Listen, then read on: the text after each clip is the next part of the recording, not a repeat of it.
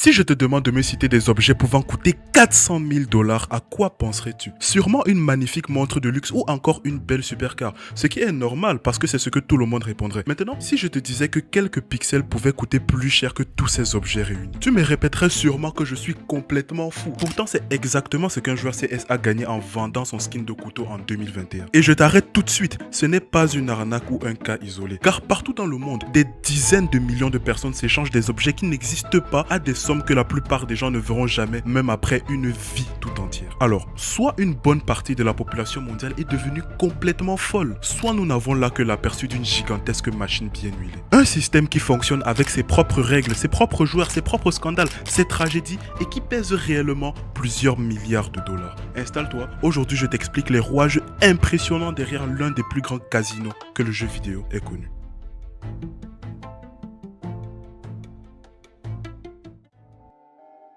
Avant de parler du couteau à 400 000 $, il faut clarifier ce qu'est un skin. C'est juste un habillage visuel pour une arme dans un jeu. Ça ne change rien aux performances et ça ne te rend pas meilleur. En clair, il n'y a absolument aucun avantage réel à en acheter un.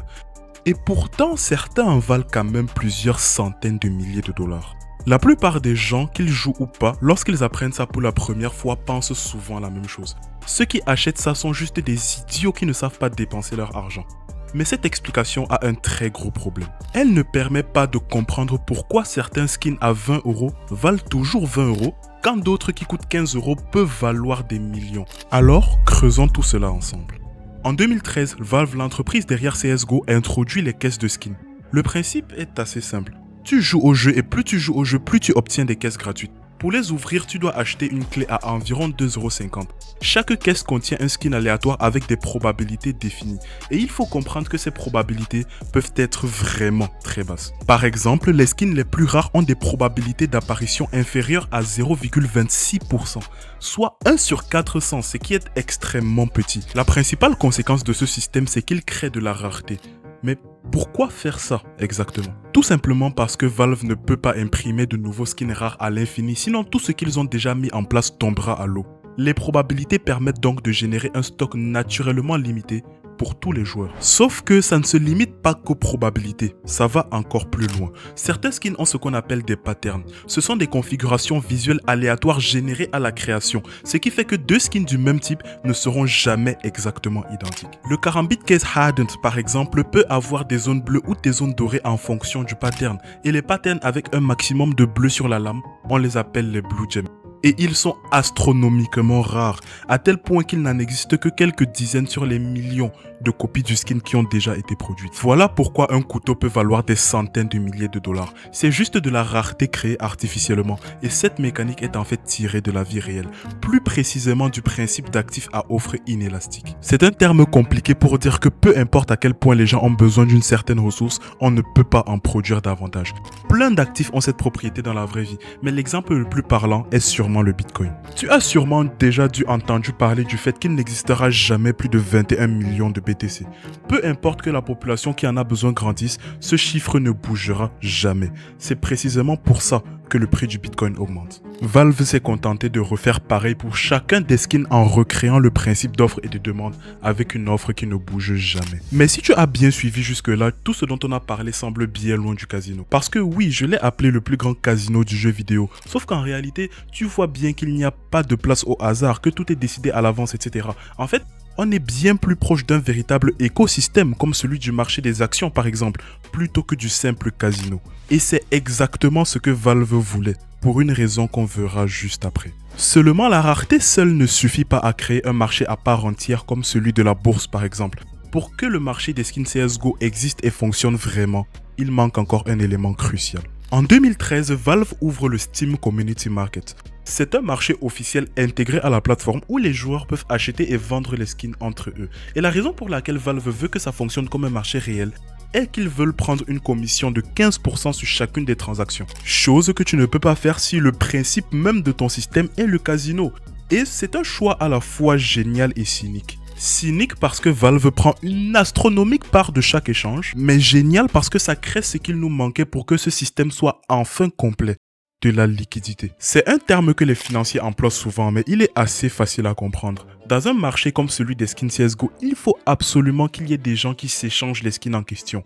Ça veut dire que les acheteurs et les vendeurs sont essentiels pour donner une valeur réelle à ces objets abstraits. L'ensemble des transactions des skins, c'est ça la liquidité. Par contre, le community market a une limitation importante. L'argent gagné sur Steam ne peut pas être retiré en argent réel. Il reste en ce qu'on appelle des crédits Steam, utilisables uniquement pour acheter d'autres jeux ou des objets sur la plateforme. Ce qui veut dire que le Steam Market n'est pas encore un véritable marché, car ni les acheteurs ni les vendeurs ne peuvent encore tirer des bénéfices réels de ces transactions. En d'autres termes, c'est une économie fermée. Pour convertir les profits des échanges de skins en argent réel, il faut aller chercher ailleurs. Et c'est là que les choses deviennent vraiment intéressantes. En parallèle du Steam Market officiel, il y a énormément de sites tiers qui émergent. Des gamers, des développeurs et plein d'autres, en voyant ce que Valve a mis en place, ont flairé une opportunité, une façon de faire de l'argent. Parce que Valve n'a jamais interdit à quiconque de créer sa propre plateforme pour mettre en vente les objets du Steam Market officiel. C'est comme toi qui peux acheter plein de trucs sur AliExpress et ensuite faire ton petit site personnel pour les revendre. Bref, c'est comme ça que plein de plateformes comme Skinland, Skin Club, CS Money ou encore DM Market ont vu le jour. Elles permettent notamment de pouvoir acheter et revendre des skins contre de l'argent réel. Ce qui veut dire que ceux qui interviennent sur ce marché peuvent recevoir de la vraie monnaie en échange de leurs transactions. Et c'est aussi précisément là que le marché dont on parle depuis le début change complètement de nature. Pour que tu comprennes encore mieux, on va reprendre un nouveau exemple sur les crypto-monnaies et reste s'il te plaît, ça ne sera pas compliqué promis. Les cryptos, tu peux en acheter de plein de façons différentes et l'une d'entre elles est en passant par ce qu'on appelle un exchange. Des exchanges, il en existe plein, tels que Binance et Coinbase pour ne citer que. Ils seraient donc l'équivalent des sites tiers que l'on a vu juste avant. Seulement, il y a un petit hic. Imaginons que tu veuilles acheter du Bitcoin. Tu vas sur Binance, tu te connectes et tu vois le prix à 70 000 $. Ensuite, par le plus grand des hasards, tu te rends sur Coinbase et tu vois le Bitcoin à 69 500 $. Évidemment, tu remarques cette petite différence et donc tu es pris d'une idée de génie. Tu décides d'acheter 2 Bitcoins sur Coinbase pour 130 000 $, puis de les transférer dans ton wallet Binance. Ensuite, tu les vends finalement au prix de Binance pour 140 000 $. Voilà que tu as fait un profit de 10 000 $, sans risque, sans arnaque, sans analyse complexe. Ce que tu viens de faire s'appelle de l'arbitrage. Ça consiste tout simplement à acheter un actif là où il est le moins cher pour le revendre là où il est le plus cher. La différence de prix devient donc ton bénéfice. Et maintenant que tu as compris ça, retour au skin CSGO. Sur le marché que Valve a créé, les écarts de prix entre le Steam Market et les autres sites peuvent être énormes. Pour que tu t'en rendes compte, dans l'exemple fictif du Bitcoin, l'écart était de 500 $, soit à peu près 7%, ce qui est déjà impensable dans la vraie vie. Ça n'arrive juste jamais. Mais pour les skins CSGO, la différence peut atteindre jusqu'à 30%. Et ça, je peux t'assurer que ce n'est pas passé inaperçu. Des gamers ont compris cette mécanique et en ont littéralement fait un business. Toi aussi aujourd'hui, tu peux acheter maintenant sur la plateforme la moins chère, la revendre sur la plateforme la plus chère et répéter. Le tout sans risque et très rapidement. Les meilleurs dans ce domaine-là peuvent générer des dizaines de milliers d'euros par mois. Mais l'arbitrage simple, c'est encore la cour des enfants. Les plus avancés font littéralement du trading. Ils analysent les tendances, les annonces importantes, les courbes de prix et prennent des positions à l'achat ou à la vente. Par exemple, quand Valve annonce une mise à jour qui popularise une arme en particulier, la hype pour certains skins de cette arme augmente. Donc le prix monte et ceux qui avaient acheté avant l'annonce encaissent la plus-value. C'est exactement ce que font les traders de Wall Street. Ils anticipent un catalyseur, ils prennent la position avant et encaissent lorsque le marché réagit. Maintenant qu'on sait tout ça, on peut revenir à l'exemple du skin de couteau. En 2021, l'exemplaire numéro 387 du Karambit Blue Gem est vendu 400 000 $. Et on peut désormais justifier ce prix de façon assez logique. Tout d'abord, la rareté du skin est documentée et vérifiable. Il n'existe qu'une poignée de Blue Gem Pattern 387 dans le monde entier.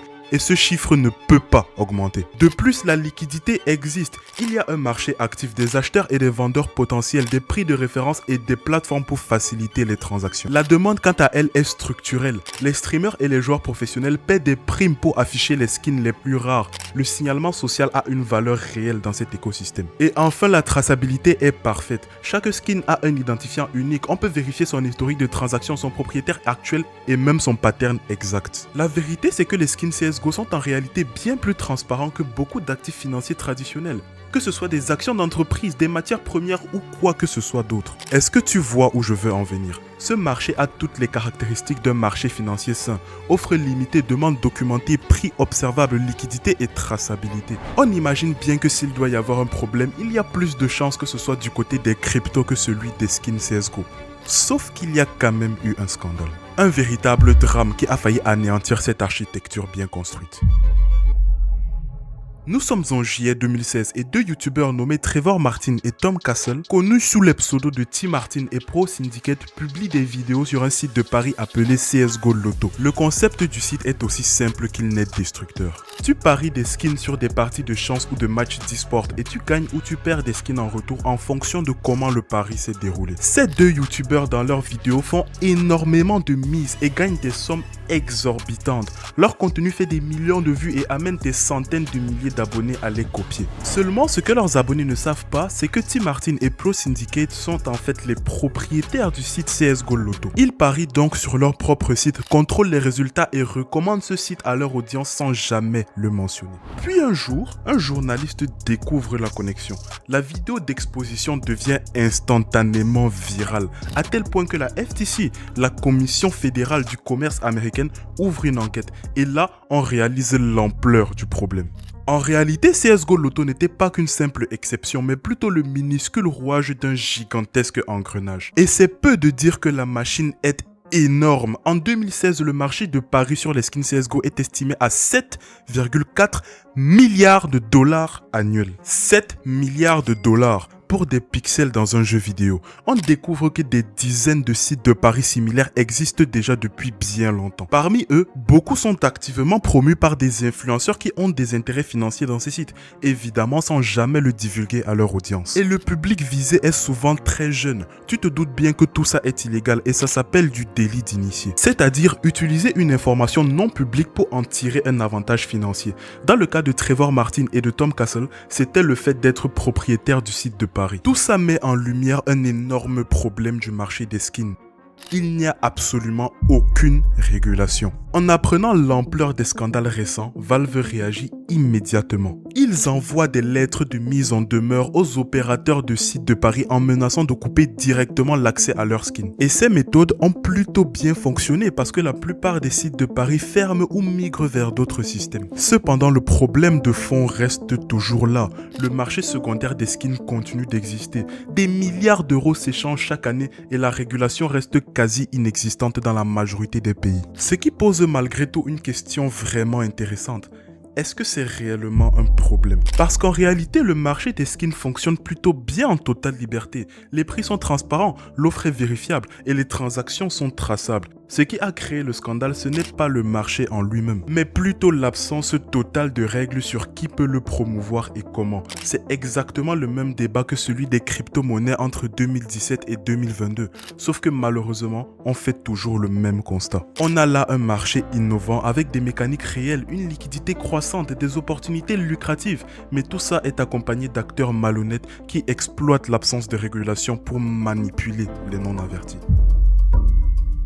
Le marché des skins CSGO est fascinant. C'est un véritable écosystème avec toutes les mécaniques d'un véritable marché financier. La seule différence ici est que tout est virtuel, mais s'attarder dessus ce serait aussi omettre leur point commun le plus important. La valeur créée et échangée, elle, est bien réelle. Que ce soit des actions, des cryptos ou des skins CSGO, il faut retenir que le prix d'un actif ne vient pas de sa nature physique, mais d'une offre limitée, d'une demande documentée et d'un marché liquide. Un tableau de Picasso au final n'est qu'une toile et de la peinture. Une action Apple n'est qu'un bout de papier électronique et le Bitcoin n'est qu'une ligne de code. Ce qui crée l'intérêt, c'est la rareté. Valve a créé ce consensus avec une caisse et une clé à 2,50 €. Les banques, les fonds d'investissement, les entreprises et même les États font exactement la même chose, juste avec un tout petit peu plus de marketing. Si tu as appris quelque chose durant cette vidéo, n'hésite pas à la liker et t'abonner, ça me ferait extrêmement plaisir. J'essaie de plus en plus de vulgariser la finance à travers des œuvres que j'aime bien et que tu aimes aussi. Alors dis-moi ce que tu en penses et aussi dis-moi ce que tu penses peut être amélioré, ça va énormément m'aider. Sur ce, c'était Karl, reste lucide et à la prochaine.